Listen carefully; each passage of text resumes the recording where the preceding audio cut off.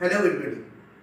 আজকে আমরা যে বিষয় নিয়ে আলোচনা করব সেই বিষয়টি মূলত তাদের জন্য যারা বর্তমানে বিএড শিক্ষক শিক্ষার্থী, বিশেষত বর্ধমান বিশ্ববিদ্যালয়ের 4th সেমিস্টারের স্টুডেন্টস। 4th সেমিস্টারের সামনেই পরীক্ষা এবং সামনেই এক্সটার্নাল ভাইভা, তাই এক্সটার্নাল ভাইভা রিলেটেড আমি কিছু বিষয় নিয়ে আলোচনা করব। আজকে আমি দুটো কোর্স নিয়ে আলোচনা করব, কোর্স 6 এবং course 8B।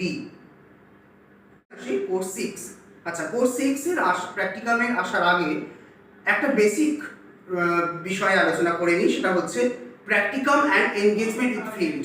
You have found two terms, practicum and engagement with field. What is the difference between practicum and engagement with field? Engagement with field, when we collect data from primary sources, hence we collect data through ourselves. When we directly collect data, then this type of practicum or project report is called engagement with field. And when we do the work with some secondary data like journals, published books, etc., then it is called practicum.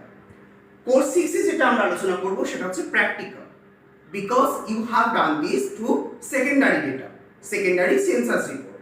তো এখানে first question হলো practicum আর engagement ফিল্ডের মধ্যে difference.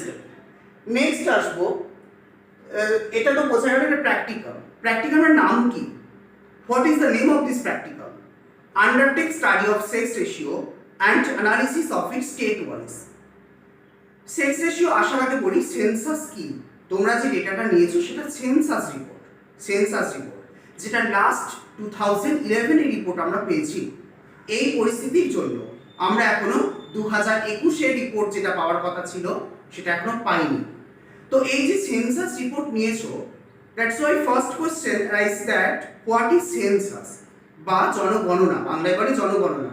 জনগণনা কি? Census কি? Census হচ্ছে an official count or survey especially of a population। জনসংখ্যা সংক্রান্ত যে কোনো তথ্য সংগ্রহকে সরকারিভাবে, ভারত সরকার প্রদত্ত যে কোনো সরকারিভাবে তথ্য সংগ্রহকে বলা হয়, জনসংখ্যা সংক্রান্ত তথ্য সংগ্রহকে বলা হয় সেন্সাস বা জনগণনা। সেখানে সেক্স রেশিও তো অবশ্যই ইনক্লুডেড। তাহলে সেন্সাস কি বোঝা গেল? কোশ্চেন, সেক্স রেশিও কি? What is sex ratio? লিঙ্গ অনুপাত। লিঙ্গ অনুপাত হচ্ছে প্রতি 1000 জন পুরুষের নারীর অনুপাত, সেটা হচ্ছে লিঙ্গ অনুপাত। এই ফর্মুলা হচ্ছে PF/PM into 1000। PF means female population, PM means male population into 1000। 1000 জন পুরুষের নারীর অনুপাত হচ্ছে লিঙ্গ অনুপাত। নেক্সট কোশ্চেন, এই যে লিঙ্গ অনুপাত সেটা স্টেট ওয়াইজ তোমরা করেছো। তাহলে how many states are then present in India? There are 29 states. Now তাহলে among 29 states, in which state sex ratio is maximum? In Kerala, sex ratio is maximum। সব থেকে বেশি লিঙ্গ অনুপাত পাওয়া গেছে কোন রাজ্যে? কেরালাতে 2011 জনগণনা অনুযায়ী, যেখানে আমরা দেখেছি যে কেরালার সেক্স রেশিও 1000 জন পুরুষের থেকেও বেশি। এবার প্রশ্নের সঙ্গেই আসে কেন, হোয়াই না। কেরালা আমরা জানি এডুকেশন দিক থেকে, শিক্ষার দিক থেকে কেরালা অনেক বেশি এগিয়ে আছে।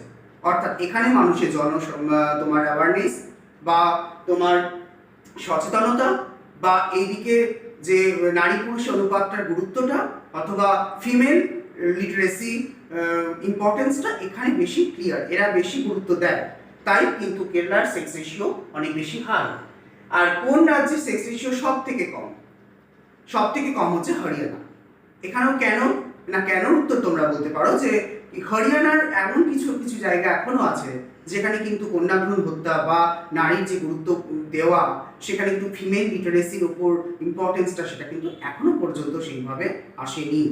এবং সেই জন্য হরিয়ানার অত্যন্ত কিছু জায়গায় এখনো কিছু কুসংস্কার আছে, যার জন্য এখানে মানুষের সচেতনতা এগুলো এখনো প্রসার লাভ করেনি। আচ্ছা, এরপর আসি, আমরা কেস স্টাডি হিসেবে নিয়েছি ওয়েস্ট বেঙ্গলকে। ওয়েস্ট বেঙ্গলের সমস্ত ডিস্ট্রিক্টকে এখানে অ্যানালিসিস করা হয়েছে। এখানে দেখবো ওয়েস্ট বেঙ্গলের ডিস্ট্রিক্টগুলোর মধ্যে সব থেকে বেশি সেক্স রেশিও হাই হচ্ছে দার্জিলিং। কেন দার্জিলিং? দার্জিলিং খুব একটা যে ডেভেলপড ডিস্ট্রিক্ট আমরা সেটা জানি নয়, কিন্তু কেন না, আমরা জানি দার্জিলিং একটা হিলি ডিস্ট্রিক্ট।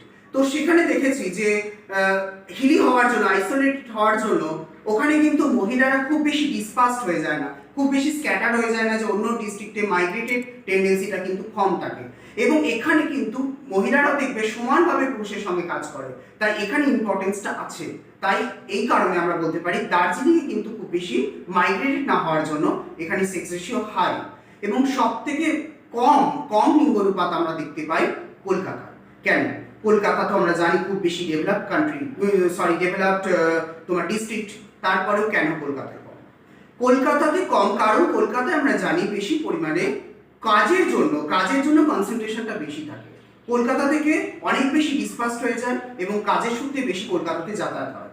তার জন্য এখানকার কিন্তু ফিমেল যে লিটারেসি রেট হাই হওয়া সত্ত্বেও মহিলারা কিন্তু কাজের সূত্রে বা বিবাহ সূত্রে বা শিক্ষার জন্য বিভিন্ন জায়গায় তারা চলে যায়, অর্থাৎ মাইগ্রেশন রেট কিন্তু কলকাতায় হাই।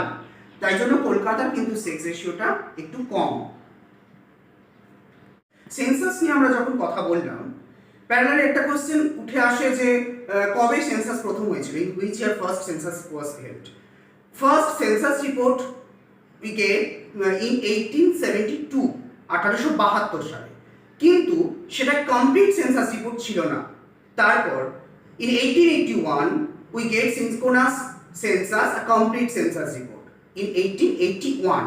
এবং তোমরা দেখো 1881 থেকে শুরু হওয়ার পর প্রত্যেক 10 বছর ইন্টারভ্যালে কিন্তু আমরা সেন্সাস রিপোর্ট পাই, সেন্সাসের কাজ হয়।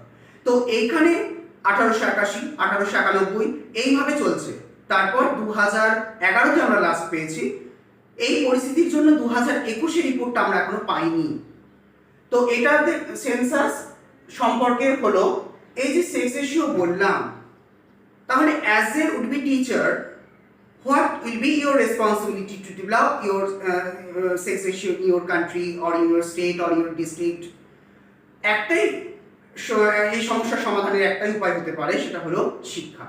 শিক্ষার মাধ্যমে মানুষের মধ্যে সচেতনতা আনা সম্ভব। শিক্ষার মাধ্যমে গুরুত্বটা, বিশেষ করে নারীদের শিক্ষার গুরুত্বটা, নারীদের সমাজে অবস্থানের গুরুত্বটা আরো বেশি মানুষের কাছে সম্প্রসারিত হবে। তাই শিক্ষা যত বেশি প্রসারিত হবে, কুসংস্কার তত বেশি দূর হবে এবং এই লিঙ্গ অনুপাতের যে গুরুত্বটা মানুষের কাছে তত বেশি উপলব্ধ হবে। তাই শিক্ষা একমাত্র হাতিয়ার হতে পারে এই উন্নতির জন্য। এবং এই সেক্স রেশিওর উন্নতি হলে তবে কিন্তু একটা দেশের, একটা সমাজের অর্থনৈতিক দিক থেকে বা সামাজিক দিক থেকে, অর্থাৎ সার্বিক দিক থেকে উন্নতি সম্ভব। এরপর আমি আসবো কোর্স 8B এর প্র্যাকটিক্যাল। এটাও প্র্যাকটিক্যাল, কারণ এখানে তোমরা দেখেছো যে একটা কোনো পার্টিকুলার ক্লাসের বই নিয়ে তোমরা সেটা অ্যানালিসিস করেছো, যেটাকে আমরা বলবো প্র্যাকটিক্যালটার নাম হচ্ছে টেক্সট বুক অ্যানালিসিস।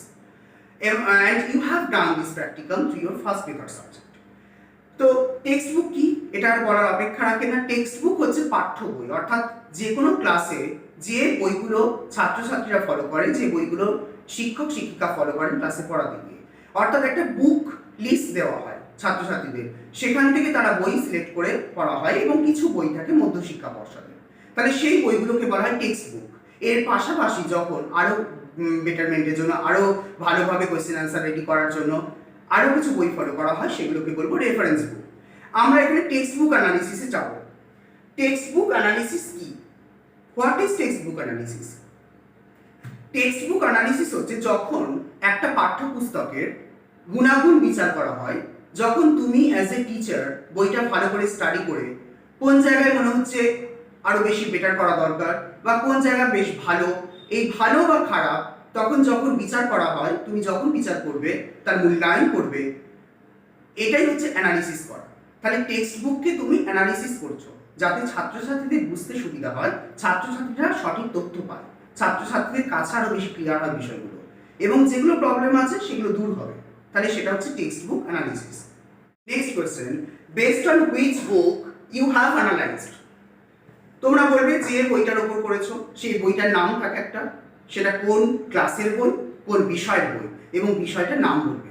তাহলে এটা হচ্ছে তুমি কোন বইয়ের ওপর কাজটা করেছো। এবার হচ্ছে mention some positive and negative sides of this book. প্রত্যেকটা বইয়ের তো কিছু কিছু জায়গায় মনে হচ্ছে আরও বেশি বেটার করা দরকার, এরকম হয়। তো কিছু পজিটিভ সাইড বলো, কিছু নেগেটিভ সাইড বলো। তাহলে আফটার অ্যানালাইজিং দিস তুমি কিছু বলবে পজিটিভ সাইড। এবার পজিটিভ সাইড কোনগুলো হয়? অ্যানালিসিস মানে কিন্তু আমি শুধুমাত্র বলছি না কন্টেন্ট অ্যানালিসিস। অ্যানালিসিস মানে কিন্তু একদম বইটার বাহ্যিক থেকে অভ্যন্তরীণ, অর্থাৎ বইয়ের মডার থেকে শুরু করে তার পেজ কোয়ালিটি, এগুলোও কিন্তু অ্যানালিসিসের মধ্যে পড়ে। তো এগুলো কিছু ভালো দিকের মধ্যে ফেলতে পারো। হ্যাঁ, বইটার কোয়ালিটি, পেজ কোয়ালিটি ভীষণ ভালো, বইটাতে অনেক বেশি ছবির আকারে দেওয়া আছে, বইটাতে খুব বিষয়গুলো ছোট ছোট করে সুন্দর করে দেওয়া আছে, উদাহরণের সাহায্যে বোঝানো আছে। এইগুলো হচ্ছে পজিটিভ সাইড।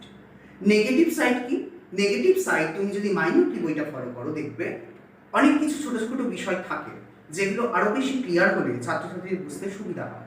যেমন ধরো তুমি বলতে পারো যে এখানে উদাহরণ দেওয়া আছে কিন্তু সব বিষয়ের উদাহরণ নেই, এবং এখানে যে উদাহরণটা দেওয়া আছে সেটা যদি আরো বেশি এলাবোরেট করা হতো, বা ধরো যে বিষয়গুলো ক্লিয়ার করা আছে সেটা যদি আরো এলাবোরেটলি করা হতো, তাহলে বোধহয় ছাত্রছাত্রীদের কাছে আরো বেশি সুবিধা হতো, তাদের বুঝতে সুবিধা হতো। এছাড়াও যদি বলতে পারো কিছু ডায়াগ্রামেটিক্যালি রিপ্রেজেন্ট করা হতো, কিছু পিকচারাইজড ওয়েতে রিপ্রেজেন্ট করা হতো, তাহলে বোধহয় বিষয়গুলো আরো বেশি ক্লিয়ার হতো। তো সেইগুলো বলতে পারো নেগেটিভ সাইডের মধ্যে। এবং আরো বেশি কিছু বলতে পারো যদি ছকের আকারে বা টেবিল ফর্মে দেওয়া হয় তাহলে মুখস্থ করতে সুবিধা হয়, এগুলো কিছু নেগেটিভ সাইডে তুমি ফেলতে পারো যদি তোমার মনে হয় বইটা অ্যানালাইসিস করার পর এগুলো পেয়েছো। নেক্সট হচ্ছে what will be your suggestions as a will teacher, what will be your suggestions? বইটা আরো বেশি ইমপ্রুভ করার জন্য তুমি কি কি বলবে? ওই নেগেটিভ সাইডগুলোকে তুলে ধরবে। হ্যাঁ, যে যে বিষয়গুলো তোমার মনে হয়েছে ত্রুটিপূর্ণ সেইগুলোকে যদি বেটার করা হয় তাহলে বইটা আরো বেশি ভালো হবে।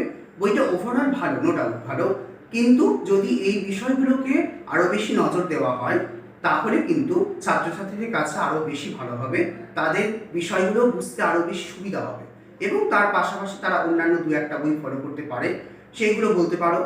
এবং সেইভাবে তুমি অ্যানালিসিস করবে টেক্সট বুক, এবং তোমার কিছু সাজেশনস থাকবে তার ব্যাপারে। Thank you.